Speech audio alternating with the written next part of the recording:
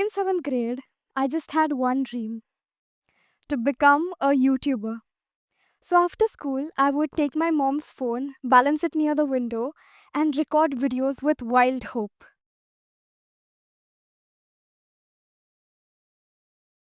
Hey guys, this is Prajakta again, and you're watching Prajakta Bengali channel. Well, I didn't know what to create at that time, nor did I have an audience in my head. But I was just enjoying the art of creating myself and putting myself out there on the screen. After a few days, some kids at the school saw those videos and they were laughing and they made comments. Well, I did not react at that moment, but whenever I used to create videos again, it kept on replaying in my head again and again. And I became conscious and self aware of myself, which in a way I had not been before.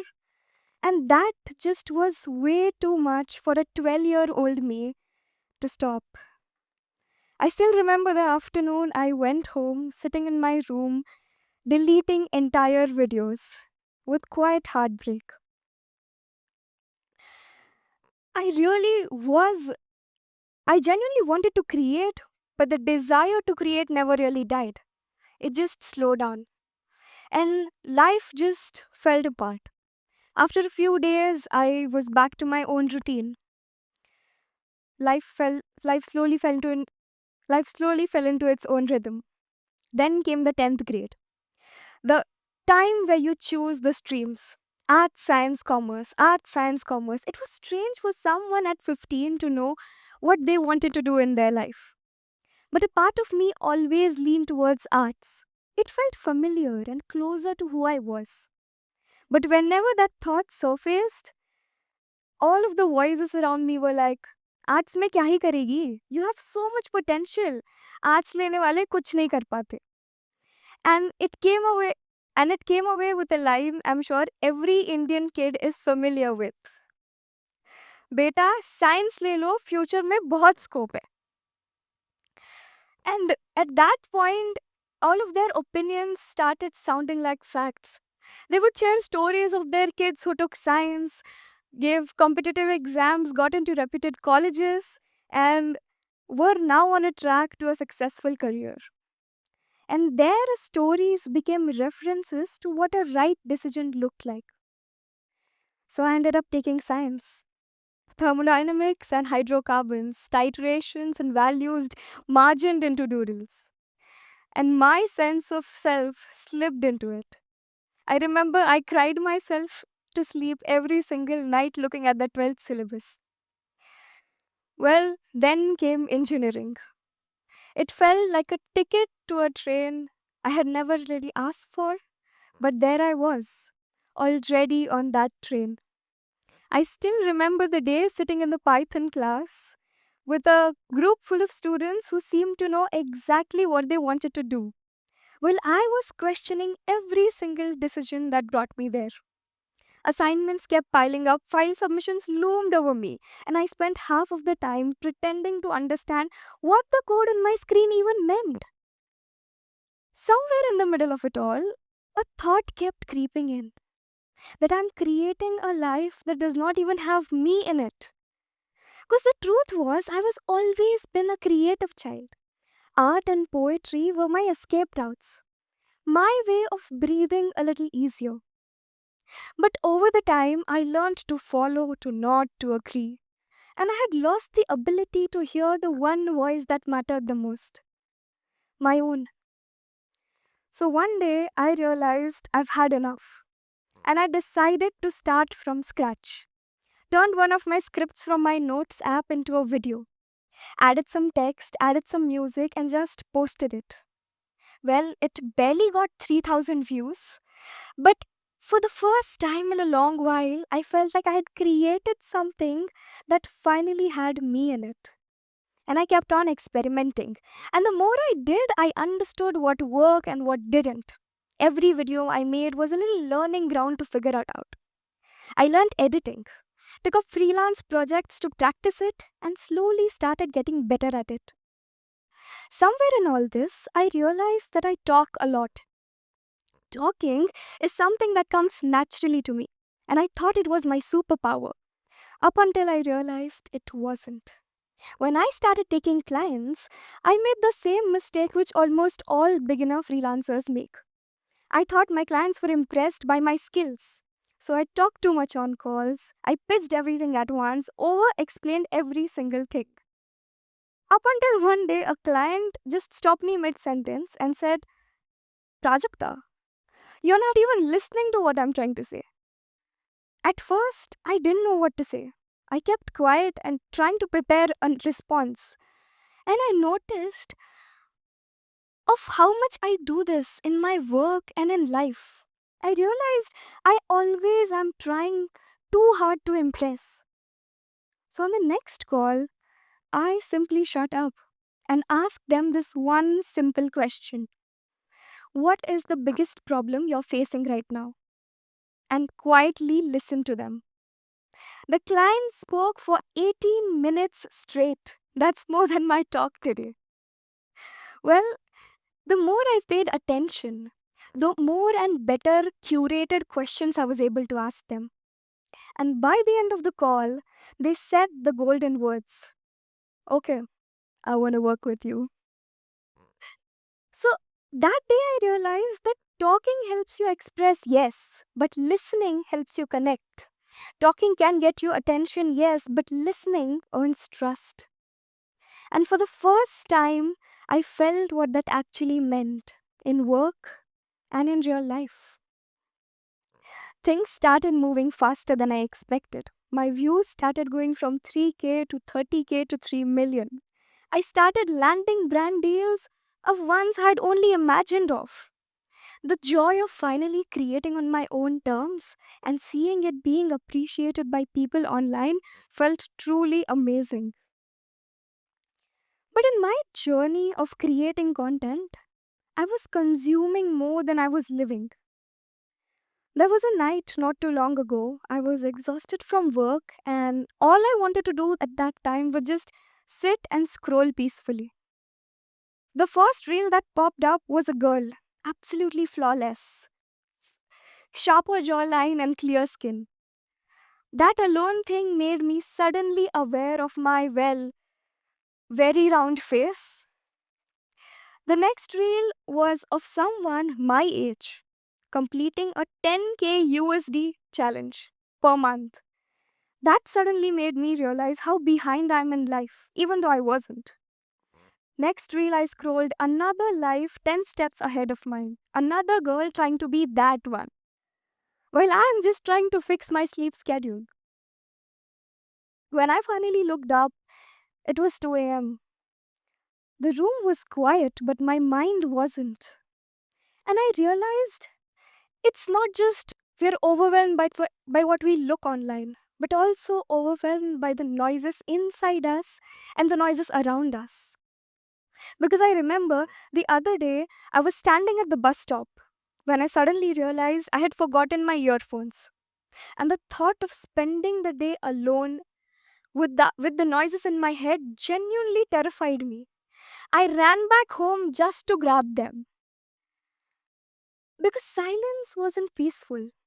It was loud, and once you realize that, you start to find ways to run away from it.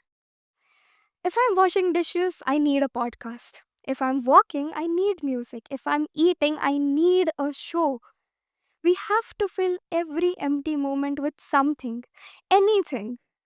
Not because we love it, but because silence feels like a question we do not want to answer. So, for the next 10 seconds, let's try something together. Don't check your phone. Don't plan your next task. Don't prepare your next thought. Just try to listen.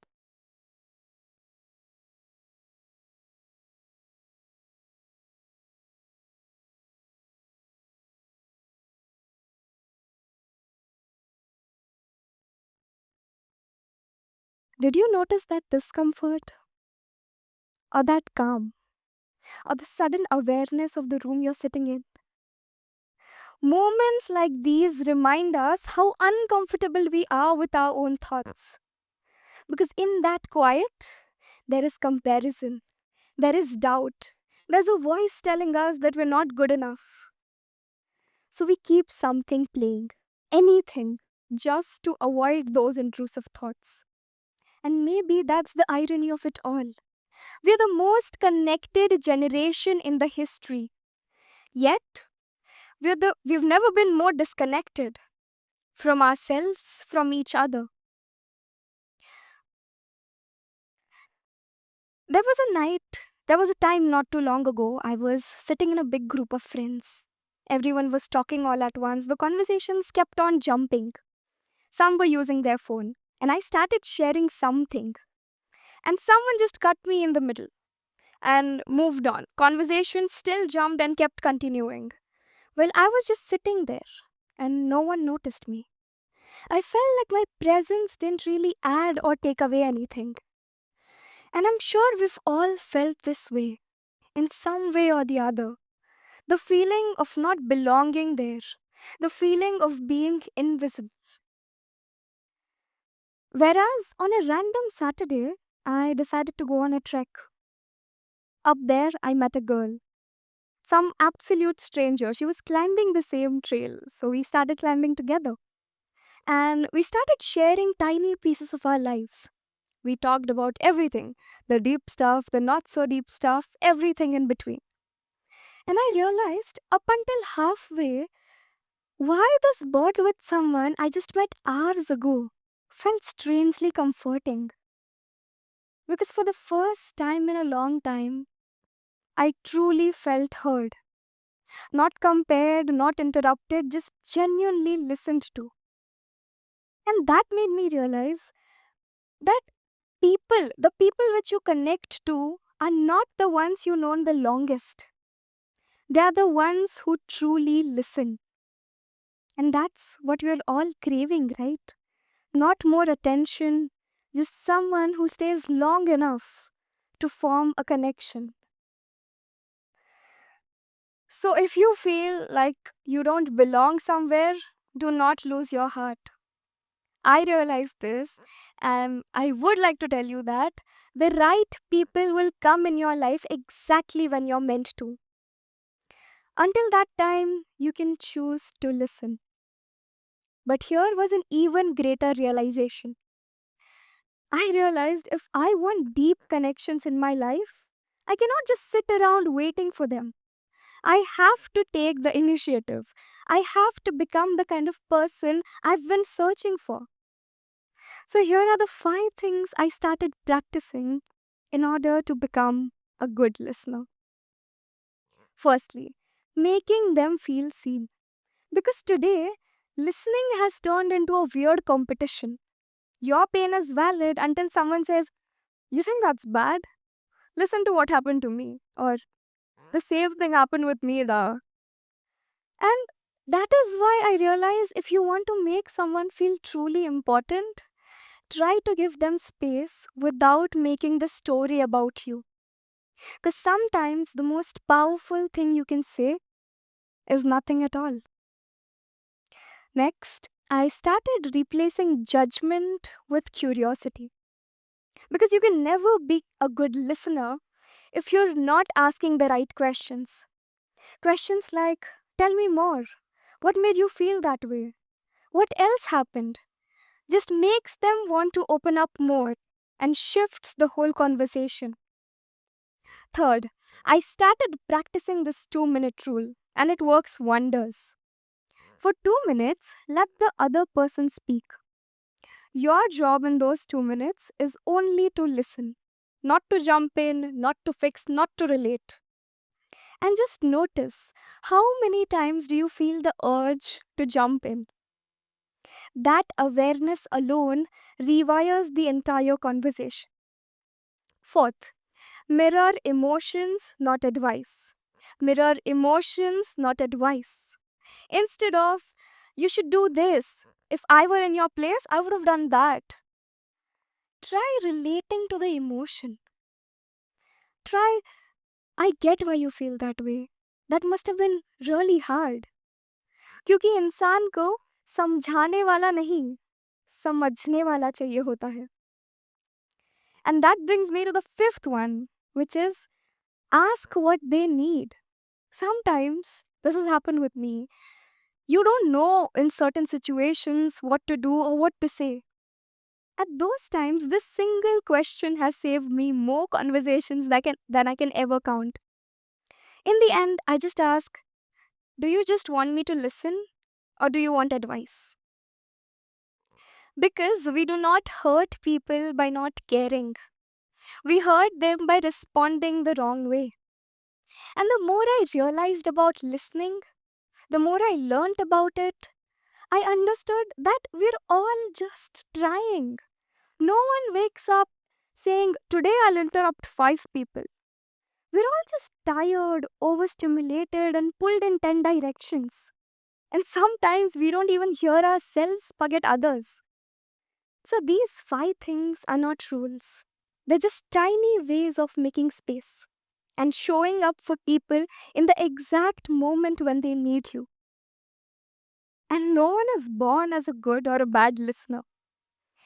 It's just a choice made again and again to show up for the people who you truly love. Because to listen is to love. Sometimes I think about that 7th grade girl sitting in her room, recording videos with wide hope, deleting them with quiet heartbreak. If I could go back, I would not tell her, ignore the kids. I would not tell her, you'll succeed one day. I would tell her something much simpler. In the world that rewards noise, choose the strength of listening. Listen to yourself because your voice will take you where your fear won't. Thank you for listening, truly listening.